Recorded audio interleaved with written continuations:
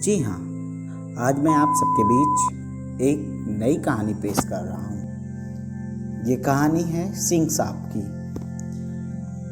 सिंह साहब की तीसरी रिपोर्ट भी निगेटिव आने के बाद पूरे 14 दिन बीत जाने के बाद वह कोरोना से मुक्त होकर डिस्चार्ज हो रहे थे।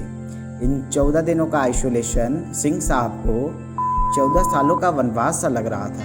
लगता भी क्यों ना, सिंह साहब ने तो पूरे 70 सालों की इस लाइफ में आज तक ना तो किसी की धौंस सही थी और ना ही किसी से डरे थे। इसके पहले 14 क्या, कभी एक दिन के लिए भी एडमिट नहीं हुए थे। अपनी शर्तों पर पूरी जिंदगी बिताई थी।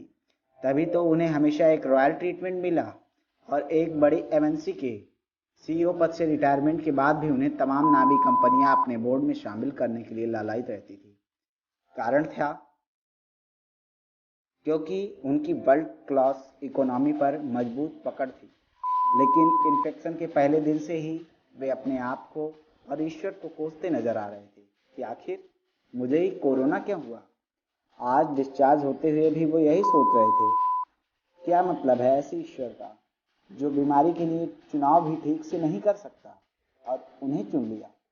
हॉस्पिटल का बिल रेडी था और मेडिकल स्टाफ ने बताया कि सर, आप सीनियर सिटीजन हैं, इसलिए आपको एक दिन का वेंटिलेटर पर रहने का ही चार्ज देना होगा।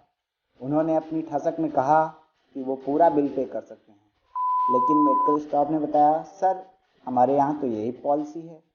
खैर, उन्होंने पूछा कि वेंटिलेटर पर रहने का एक दिन का कितना चार्ज है। उत्तर मिला 1 लाख रुपए। अब सिंह साहब बिल पे करके जाने लगे। तभी अचानक उन्हें ख्याल आया कि इन 70 सालों में हर एक दिन अगर 1 लाख रुपए की दर से वेंटिलेटर पर रहना पड़ा तो कितना होता।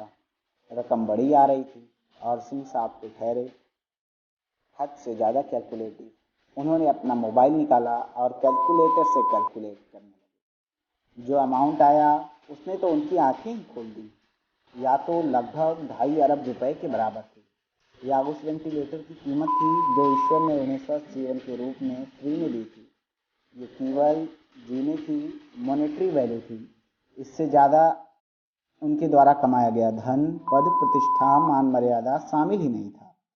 सामान्यतः ना तो कोई बीमा कंपनी इतना बड़ा रिस्क कवर कर सकती है और ना ही कोई इतनी सैलरी दे सकता है। ये कीमत थी केवल और केवल एक स्वस्थ जीवन की।